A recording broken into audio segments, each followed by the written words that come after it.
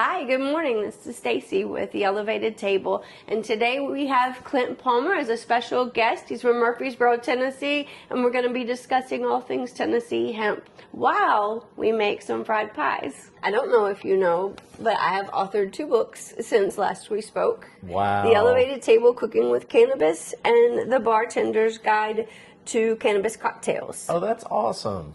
So these are your copies, and I'm going to sign them for you. Oh, so cool. What's really cool, they're available on Amazon, and then there's a direct link on the digital page, and it'll take you straight to buy the infused products already. Oh, that's really cool. Okay, so first we're going to make our crust. So we're going to mix our salt and our flour together really well, and then we're going to use our pastry cutter and cut in our lard and our butter. Being able to be home and do this and meet with my friends and talk and cook, who could ever ask for anything better? That's a wonderful time. Yeah, I'm here with my wife, and I've been traveling for the past 5.5 years before this.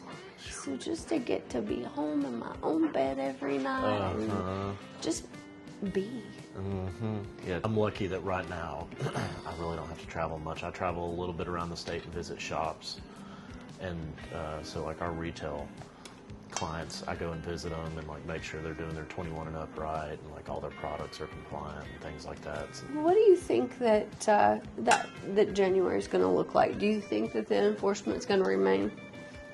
in talks that I've already had with the ABC, they're not going to just like be going in everybody. What they're going to be looking at immediately is the data that they have available to them, and I'm sure they're already working on this. And that is who's licensed and who's not. Of course. And they're going to be going after the people that have never even been licensed right off the bat. And so I think that's in making a first step into the industry as far as enforcement goes, I think that's a wise move on their part to kind of like even the playground for the people that are trying to do things right. Yeah. Because there's going to be, I think, a lot of room for them to enforce people that are unlicensed. I don't go around asking people, but I can just assume by the number of licenses versus the number of stores that I see that are selling these products that a lot of them. At this point, I don't understand how you could be unaware of the program because it's just been in the news so much, and the fact that they're still selling THCA is because of the lawsuit that was won last year. They have to know these things. So if they're not licensed at this point, I'm not against ABC going in there and shutting down their sales for him. And then after that, they'll be doing a lot of what they normally do, you know, and sending in minors trying to do buys. There's been plenty of room for enforcement. There just hasn't been any, you know. We have an ag crime unit. I don't know if you saw my testimony in judicial this year, but I basically said that, you know, you're bringing new rules and regulations from an industry that doesn't know anything to do with this, and you're criminalizing us at the same time, and they didn't care. Like it all fell on deaf ears. And You don't think there's any room for a lawsuit? the problem is that the federal bill says states can go further than the farm bill, and it doesn't really leave a lot of limitations on it. We saw what happened in Arkansas, and then they just got overturned, and they actually got overturned for that reason. So like it just goes so far, and it limits THCA to 0.2. That redefines total T. There's so many problems with it, how it can gravely affect and criminalize the like grain and fiber industry. And these people had no clue about the bill they were writing. And they didn't care? They didn't care. I mean, the guy, one of their association members came up to me, I'm not sure who it was or what party it was, but I was pretty fired up. Came up to me after the bill was done. He came up to me and he's like, "What's so wrong with the THC percentage?" And I was like, by you asking me that, tells me the whole story. You have no clue about the industry that you wrote a bill about. I was like, there is so much wrong with this bill, but like, because I brought the THCA part up in committee, I was like, that's just one point, but there's no reason why any industry should be writing a bill for a completely different industry.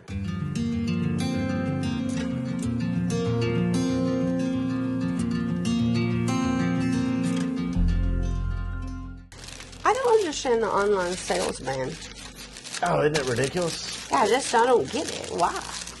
I don't know. To me, you're taking away opportunities for rural Tennessee. Anytime that you take away shipping at this point in 2025, you're just taking stuff away from people in the rural counties. You're just taking away their opportunity to go out and get stuff. That's why I've always been like a big proponent of when we do get a medical program of delivery being a thing. Because like, how the heck is someone in Red Bowling Springs gonna get access to a dispensary if it's 100 miles away? I love homemade chocolate custard. I got you, friend. Even if it's Jell-O packet homemade. No. This real deal Holyfield. The word on the street up there at Legislature this session, I've been up there since 2014. I kept leaving these Republicans' offices, and as I'd leave, they know what I'm about. On my way out the door, I had several of them, including senators, get real close to me, get in my ear and say, I think next year we'll pass medical. Like I've heard it before, but I heard it from some of the people that I didn't expect to hear it from. The powers that be never gonna let that Well, be. luckily, I think the powers that be might be changing. So maybe not obviously not for this session, even though there may be a change, some small change in leadership before next session, because they can do that. That might happen, but definitely 2027. We gotta get some of these fucking dinosaurs out. The big dinosaur is lieutenant governor. So you got your governor, he changes. What hasn't changed since I've been an adult is our lieutenant governor. He's been there the whole time. You would think they would change that when the governor changed. He'd want to bring his person in, right? It's the GOP leadership that selects the governor. And so McNally has the big say also in who they're going to be putting up for the governor primary or supporting in the primary. Right. What I think that we should do. And I think every single person in Alabama, in Tennessee, in Georgia, all of us form a coalition and go after Trump because he can fix it for all of us. And you know we're shot at the states. There's no way. But he is listening. Probably the one thing I hear the most of at Tennessee legislature is, oh, well, if they'd reschedule federally. The reality is, in Tennessee, it's already. What schedule is it in Tennessee? It's a Schedule 6 in Tennessee, y'all. The reality is cannabis is a Schedule 6 in Tennessee. They did that recently, didn't they? It was a Schedule 1, wasn't it? Well, no, it's been Schedule 6 since the 80s. So when Reagan during the Reagan era, they actually introduced a medical program here in Tennessee. And during that time is when they reclassified it to a Schedule 6. I love reminding legislators that we had a medical marijuana program in our state at one point in time under the Reagan administration, and they just look at me with their jaws dropped. The reality is that really it's a bipartisan issue. It's just it has been politicized. Extremely. Extremely politicized, but when you get down to the nitty gritty of it, like my mom, she has been a GOP Republican voting, weed smoking person her whole life. And it's like, I'm new to it. Tell her I said I'm loving it. Yeah, and it's like and love my mama, but I'm not a Democrat either because every single Democrat president that's ran on, every single president has ran on that they're going to make medical marijuana since I've been an adult. And not a single one of them, Democrat, Republican, it does not matter because the powers that be behind the curtains do not want it. I think a Goes lot away. of people have been able to get off of prescription Painkillers. stuff because of THCA, Get my wife. the balm, and all the regulations. Yep. You know that were allowing people to find And people that- relief somewhere else. Yep. Goodness. Tons of people with all sorts of different types of pain. I know people just getting people to quit over consuming alcohol every day and start using cannabis. Right.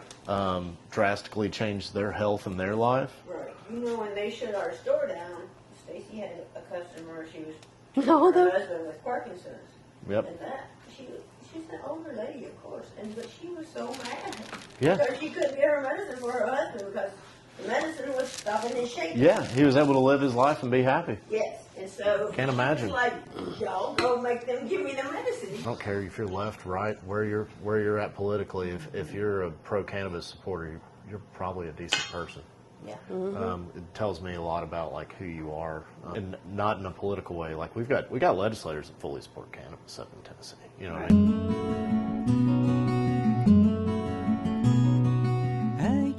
The middle class money ain't stretching like it used to. No, the last couple of years of Biden's presidency really took us down.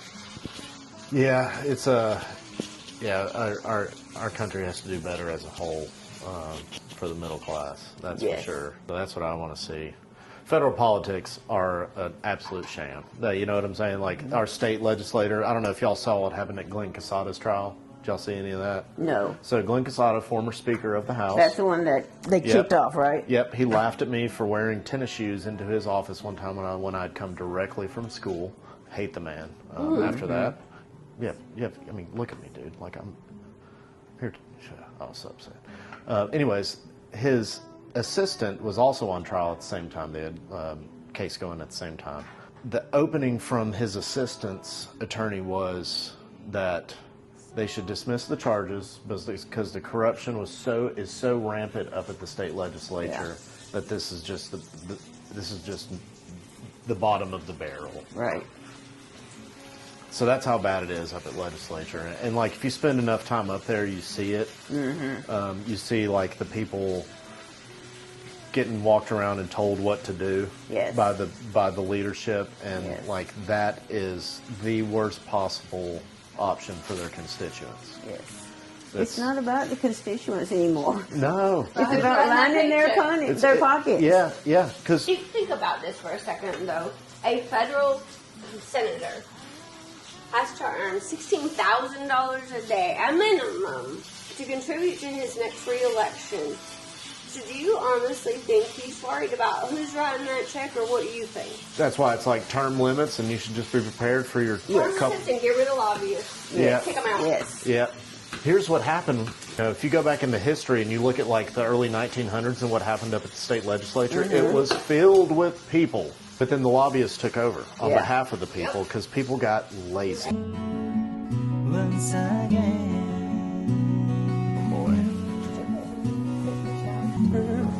Plate? Yeah, let's get that crunch. That is so good.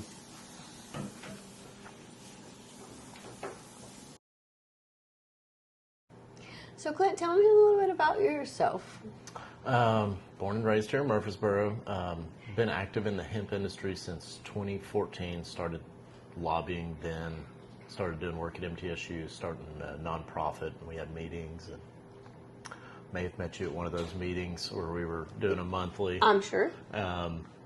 Actually stayed at school at MTSU in pursuit of my PhD, working with hemp, 9 different avenues of cannabis, all sorts of different things, from cell cultures and tissue cultures and growing the plants and ag feed experiments, all sorts of different stuff. So it's just a big nerd on the science side there for many years. Why aren't you in that industry right now? Why aren't you doing that? Why am I not growing? Right. There's no room for growing in Tennessee, and I didn't want to leave. Why do you say there's no room for growing in Tennessee? So the way that our Department of Agriculture and the law that was written to go along with the USDA farm program put us at a total T for growth, which drastically limited what you could grow in the state. So the last crop that I grew for commercial purposes was in 2021. But I've continued to work with farmers since then on growing crops. I just personally haven't done it myself. I will say all my genetics are still being stored at the greenhouse I worked at. So after I left the university, continued all the lobbying efforts and worked in small business on my own.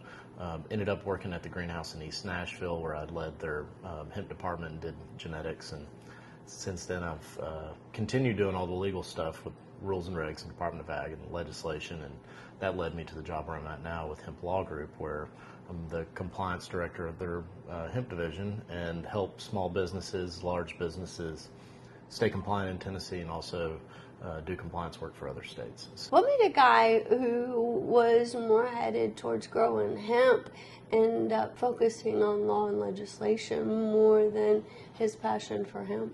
Great question. What made me make the change is whenever I was looking for a new job and being in the plant world for so long, looking at those opportunities, there wasn't a lot for me to stick around Nashville, much less the state. And so I reached out to a couple attorneys and one other guy. I didn't know those two attorneys were working together. And One of them asked me, "Hey, Clint, can you just take a call in a couple minutes?" Sure. Jump on the phone with him, and he says, "How fortuitous of you to have sent me that text messages." And I said, "Why is that?" And he goes, "Well, we were thinking about hiring you the other day." And the grower, the breeder, the scientist in me quickly laughed at him and said, "For what?" You know. And then he explained that they were creating this program to help businesses with compliance on all the laws and all the rules and regs. And it took me about a month of like looking at other options before I thought, you know what, I've been doing this legal side for over 10 years. Never get paid for it. Never been paid for it, ever. Like all my own money, all my own parking fees, all my own time, you know. I've been lucky enough that I've had employers that have allowed me to do that, lots of times on their time. But it was like, I've done all this. I can still utilize all that because I have clients that do grow. And so, like, I still get to visit a grower every now and then and, you know, drop some knowledge on them. With the opportunity to grow cannabis in the state again, that will 100% be a part of that. And that's Right. That's part of my goal. I think the reason I was asking you is I find it really unfortunate that somebody who had as much passion, I knew you then, and how much drive you had for growing was forced out due to, Yep. I think, overreaching regulations. Could we agree with that point? you think? 100%. Good. 100%. I will say currently I don't have plants I have to water on Saturday and Sunday. And that's nice, right? That is really nice, you know, because plants are a labor of love. And if I could, I would have a garden right now. I currently live in an apartment, so that's not an option. Right. But also, like, I'm a gardener at heart, so it's not just my love for cannabis. I love bulb gardens. You know, I love starting seeds and putting out flowers that I've had going for 2 months indoors. Right. I absolutely love every aspect of it, and I do miss it terribly. So when I get the opportunity, take it, huh? I take it every time. When I walk into a grow room, I walk in like this and just soak up the light, and ask if they'll let me touch their plants and go through and just look and see if I can find any bugs. Because as someone who loves plants so much, scouting and like taking care of your plants is one of the top things. It's less about what you're growing; it's more about how you're doing it. Yeah. All at the greenhouse is an ornamental greenhouse, so they mainly do African violets, but they also do a lot of weird, unique plants, a lot of variegated plants, variegated monsteras. So while being there and spending time on that, I also knew in the back of my head from all this research I've done that there was an ornamental variety called Panorama done in Italy back in the day, and it was like an extended vegetative plant that was made to just be a pretty bush. And it was the only ornamental cultivar of cannabis ever known. I thought, you know what, I could probably do something like that. So I went on a little journey. 2018, I bought Freak Show from Humboldt Seed, which is a type 1 THC dominant, but it puts out these fern leaves called pinnate. Kind of looks like a tomato plant, but flowers just like cannabis normally flowers, just has a really unique leaf shape. So I took that very unique genetic and started crossing it with CBD to redefine the cannabinoid structure of it while keeping the leaf trait.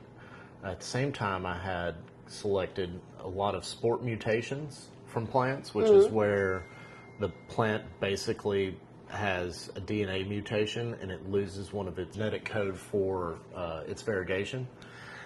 And so when it does that, it'll produce the yellow or the white on the leaf instead of the green, because it's actually not putting that green pigment in there. So I had a collection of those sport mutations, which are cuttings from main plants that were doing this. And I took those and I bred them with the CBD pinnate version to create a variegated CBD pinnate plant. That's cool. And it took 5 different tries. The 5th one, I was able to back cross it and stabilize it. And so the next seed lot that I started, of course, when you make seeds, you make a lot of seeds. So I would do big tray experiments of like 72 seeds to just do trials, and started the whole tray. All of them came up variegated and with pinnate leaves, and I could have cried. I bet. That was probably my favorite because it is so unique. Like, you see everybody touts genetics for this and that, but like when I show people what I created, they're like, that's not cannabis. Yes, it is. Yes, it is. It's just very, very, very unique. And so they still store those genetics over there. The goal is the new farm bill would allow, once you pass 2 or 3 tests, it could go basically into non-license holder hands to be grown.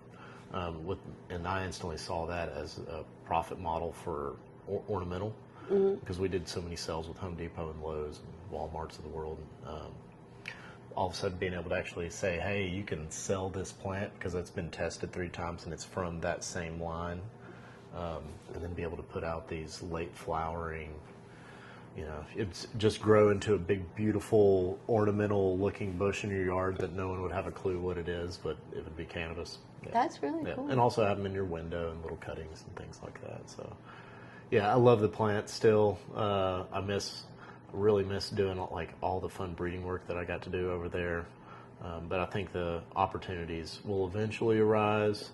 And I think with what I'm doing now, it'll position me maybe not to be the guy that has to water on Saturday and Sunday. Right. Maybe not. So how was your fried pie? Amazing. Chocolate, extraordinary. Cherry, excellent. Crunchy, soft-centered, warm, and delicious. Thanks for watching. Please don't forget to subscribe.